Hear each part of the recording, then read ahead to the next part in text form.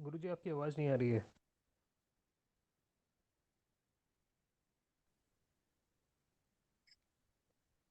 ओम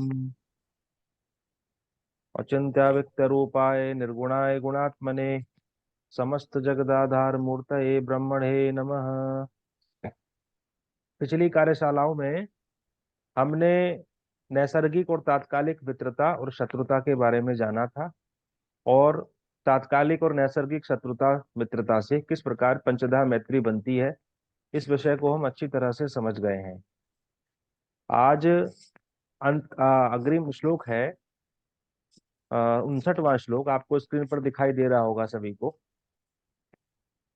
स्वच्चे शुभम फलम पूर्णम त्रिकोणे पादवर्जितम स्वरक्षे अर्धम मित्र गेहे तु पादमात्रम प्रकीर्तितम पादार्धम समभे प्रोक्तम शून्यम नीचास्त शत्रुभे तत्वतुष्ट फलम ब्रूयात् व्यत्यनेन व्यत्ययेन विचक्षण।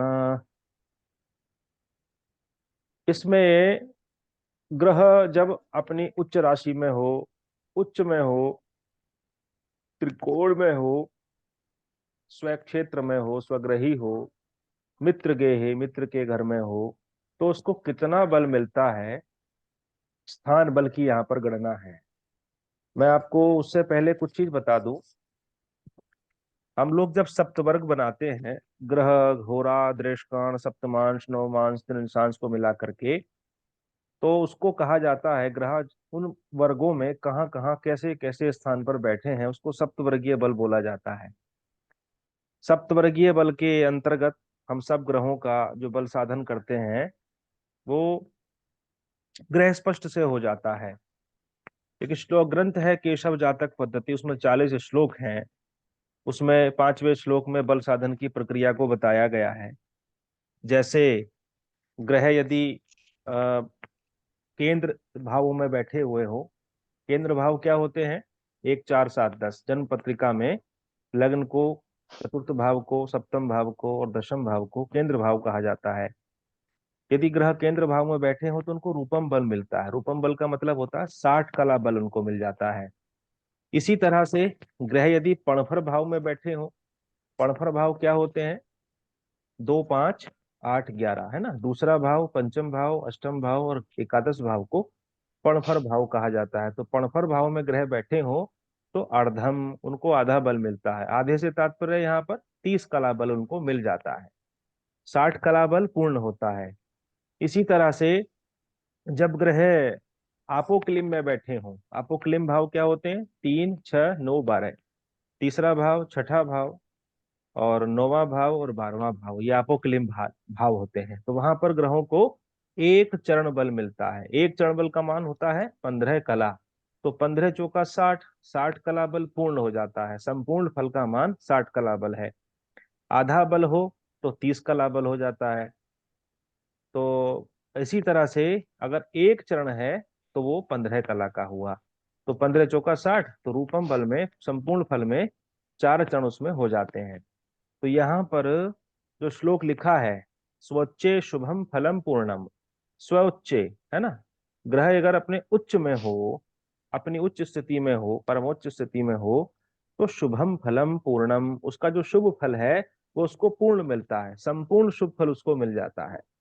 इसी तरह से त्रिकोणे पाद वर्जितम, त्रिकोणे, अगर ग्रह त्रिकोण में बैठा हुआ हो, जैसे कि सूर्य की त्रिकोण राशि होती है सिंह में, अगर सूर्य सिंह में बैठे हैं अपने त्रिकोण के अंश पर, तो वहां पर उनको पाद वर्जितम, एक पाद को वर्जित करके, एक पाद को निकाल के, पाद से तात्पर्य यहाँ पर चरण से है, एक चरण को निकाल करके जो बल बचता है 3 चरण का, वो त्रिकोण में उसको मिल जाता है। इसी तरह से स्वरक्षयर्धम, अगर ग्रह स्वक्षेत्री है, अपने घर में है, अपने ही राशि में है, तो उसको अर्ध बल मिलता है। मैंने त्रिकोण के अतिरिक्त जो तीसरा पायदान है वो स्वग्रही का है, स्वक्षेत्र का है।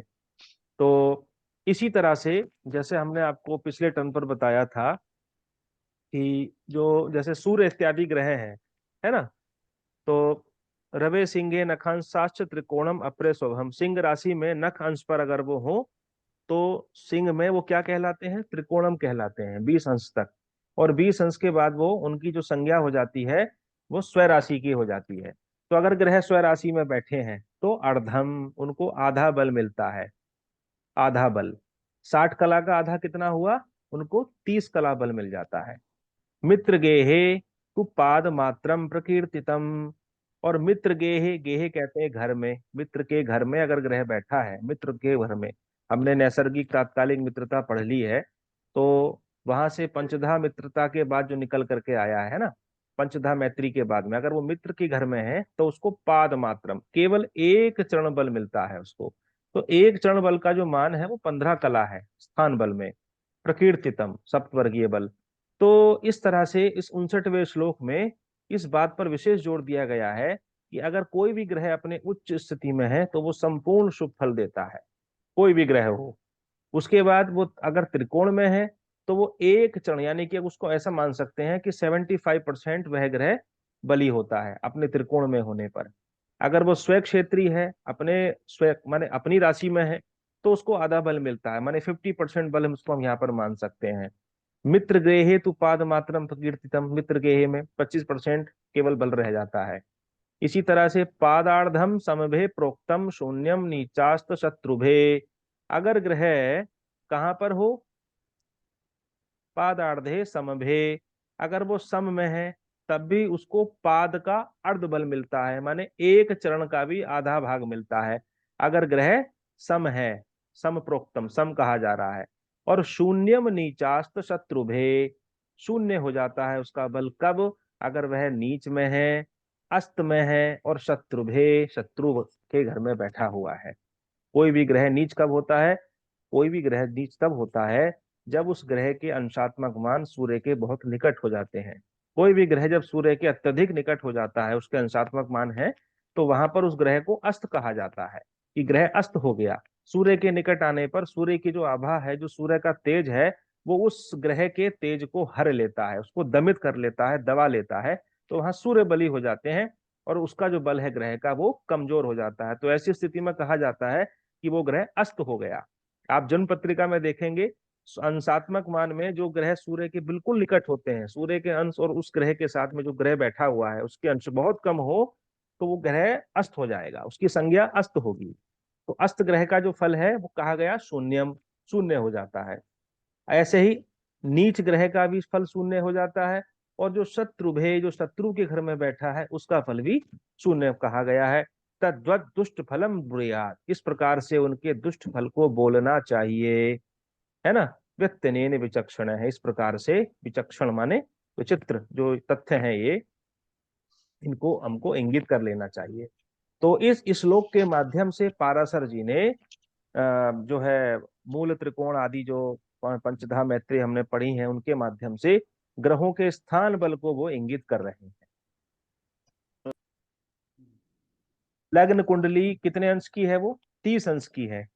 जब आप उसके 3 टुकड़े कर दें, उसके और सूक्ष्मता की दृष्टि से उसके 3 भाग कर दें, तो आपको 3 भाग कितने कितने अंश के मिलेंगे, 10 10 10 अंश के मिलेंगे, है ना।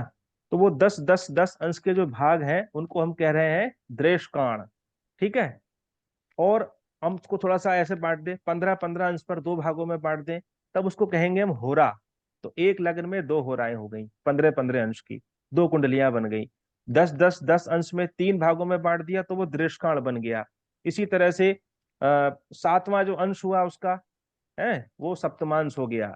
ऐसे ही नौवां जो अंश हुआ, नौवां जो भाग हुआ उसका, वो उसका नवमांश हो गया।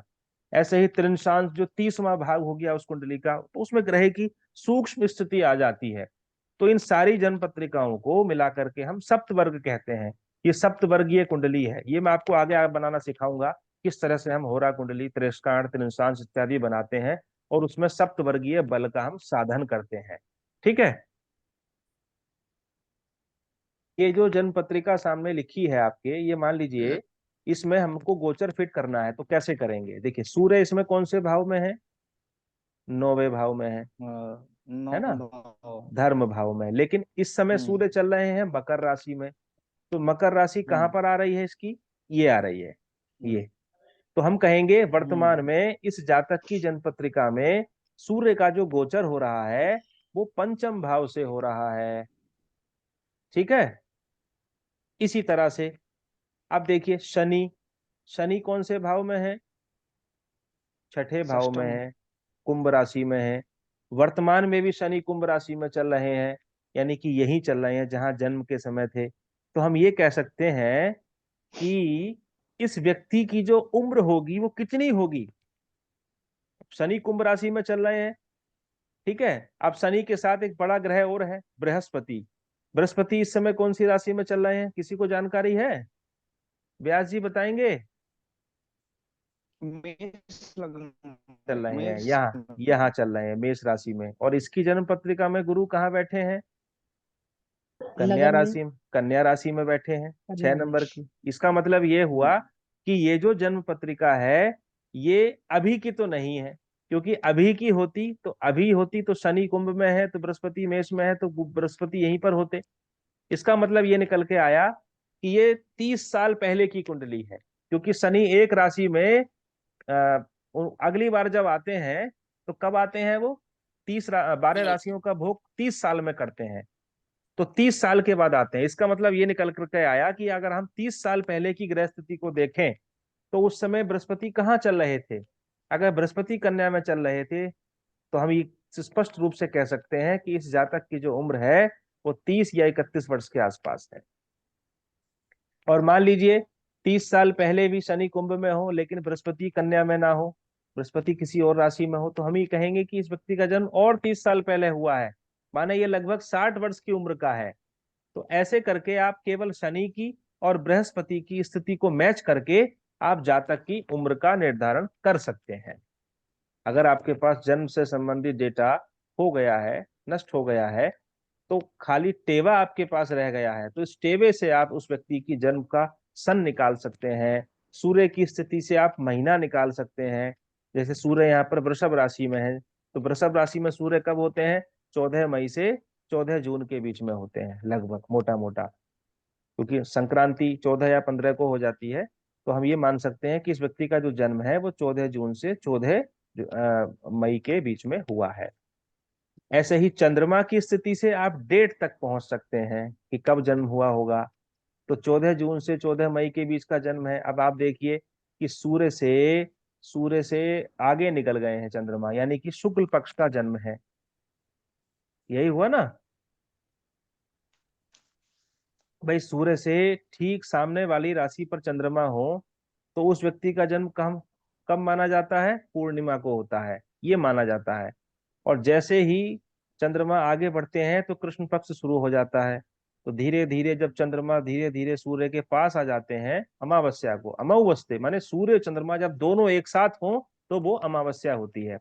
और जैसे ही यहां से चंद्रमा निकलना शुरू करते हैं तो तुरंत शुक्ल पक्ष शुरू हो जाता है।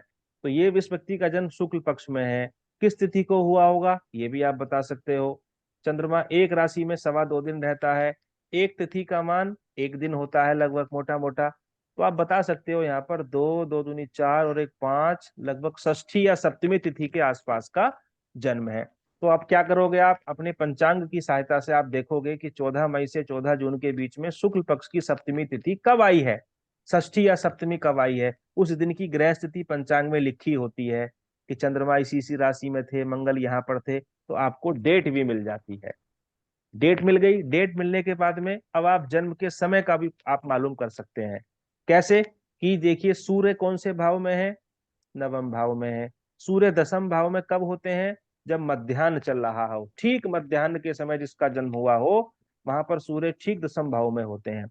और दसम भाव से जैसा ही निकलना शुरू किया तो व्यक्ति का जन्म दोपहर के बाद होना तय हो गया कि इस व्यक्ति का जो जन्म है वो अपराह्न में हुआ है। ठीक है। तो आपको जन्म का समय भी मिल जाता है।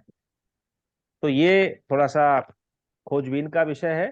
इसमें आप जितना माथा लगाएंगे अपना, जितना दिमाग लगाएंगे, उतने ही ये जो भाषा है ग्रहों की ये आपको नए नए तथ्यों से अवगत कराना शुरू कर देगी।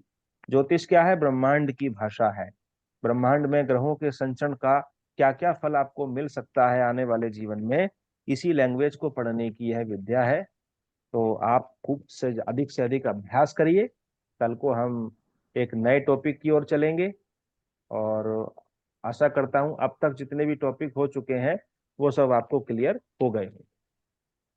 ओम सर्वे भवन्तु सुखिनः, सर्वे सन्तु निरामया, सर्वे भद्राणि पश्यन्तु, माँ कश्चित् दुःख भाग् भवेत्। भाव भवेत्। ओम शांति शांति शांति। नमो नमः सर्वेभ्यो।